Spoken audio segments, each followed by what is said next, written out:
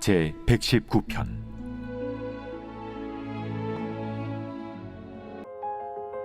내가 주의 법을 어찌 그리 사랑하는지요. 내가 그것을 종일 작은 소리로 읊조리나이다. 주의 계명들이 항상 나와 함께하므로 그것들이 나를 원수보다 지혜롭게 하나이다. 내가 주의 증거들을 늘 읊조림으로 나의 명철함이 나의 모든 스승보다 나으며 주의 법도들을 지킴으로 나의 명철함이 노인보다 나으니이다. 내가 주의 말씀을 지키려고 발을 금하여 모든 악한 길로 가지 아니하였사오며 주께서 나를 가르치셨으므로 내가 주의 규례들에서 떠나지 아니하였나이다. 주의 말씀의 맛이 내게 어찌 그리 단지요. 내 입에 꿀보다 더 다니이다. 주의 법도들로 말미암아 내가 명철하게 되었으므로 모든 거짓 행위를 미워하나이다. 주의 말씀은 내 발의 등이요 내 길의 빛이니이다. 주의 의로운 규례들을 지키기로 맹세하고 굳게 정하였나이다. 나의 고난이 매우 심하오니 여호와여, 주의 말씀대로 나를 살아나게 하소서. 여호와여, 구하오니 내 입이 드리는 자원 제물을 받으시고 주의 공의를 내게 가르치소서. 나의 생명이 항상 위기에 있사오나 나는 주의 법을 잊지 아니하나이다. 악인들이 나를 해하려고 올무를 놓았사오나 나는 주의 법도들에서 떠나지 아니하였나이다. 주의 증거들로 내가 영원히 나의 기업을 삼았사오니 이는 내 마음의 즐거움이 됨이니이다. 내가 주의 율례들을 영원히 행하려고 내 마음을 기울였나이다. 시편 109편 97절에서 104절은 지혜를 주시는 하나님의 말씀에 대해서 언급하고 있습니다. 우리는 하나님을 성경을 통해서 알 수 있습니다. 사랑하는 사람의 편지를 만약 일평생 모으고 있다면 어느덧 그 편지를 통해 그 사람의 인격을 보는 것처럼 우리는 우리에게 주신 말씀을 통해 그분을 그려낼 수 있습니다. 우리가 말씀을 사랑하는 이유가 그것입니다. 그리고 우리는 모든 말씀의 총합이자 말씀 자신으로 이 땅에 오신 예수님을 사랑합니다. 우리는 그 사랑을 누리기 위해서 하루 종일 작은 소리로 그분의 하신 말씀을 읊조리며 묵상합니다. 그래서 내가 주의 계명과 함께하는 것은 곧 하나님과 함께하는 것입니다. 하나님께서 세상 모든 지혜의 근본이시기에 그분과 함께하는 것으로 우리는 원수들보다 더 지혜로울 수 있습니다. 하나님께 지혜를 받았다는 것은 하나님을 닮아가는 것을 의미합니다. 시인은 일상 속에서 그분의 말씀을 생각하고 내면화시키고 성령께서는 시인이 말씀의 참된 의미를 우려낼 수 있도록 도와주십니다.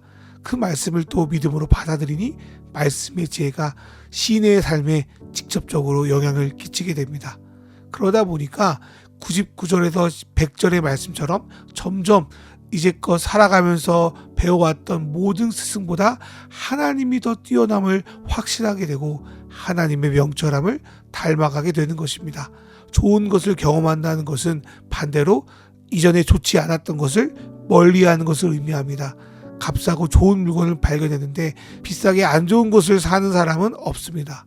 마찬가지로 하나님의 말씀 속에서 가장 좋은 것을 발견했는데 나를 망치게 하는 악한 것을 선택하는 사람은 없습니다.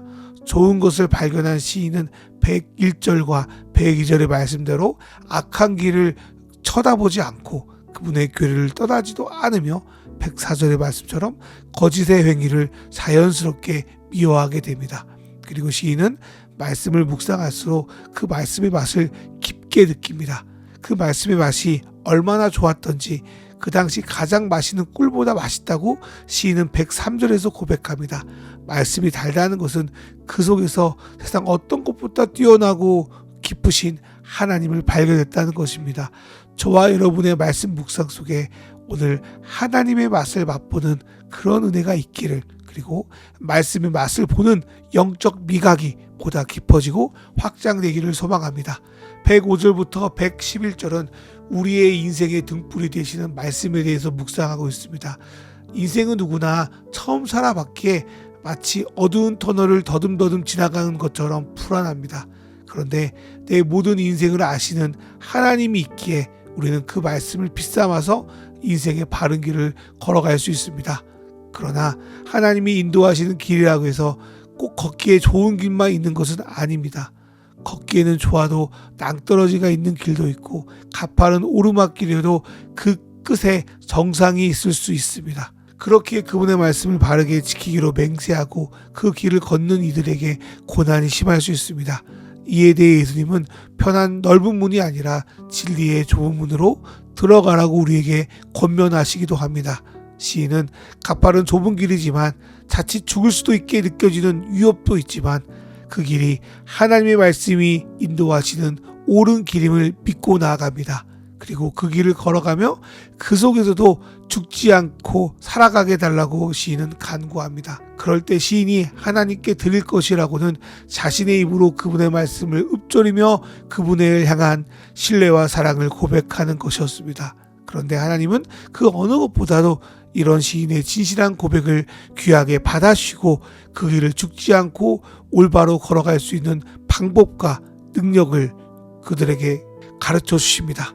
그래서 악인들이 시인을 해하려고 하는 함정도 시인이 주님의 길을 걸어가는 것을 방해하지 못합니다.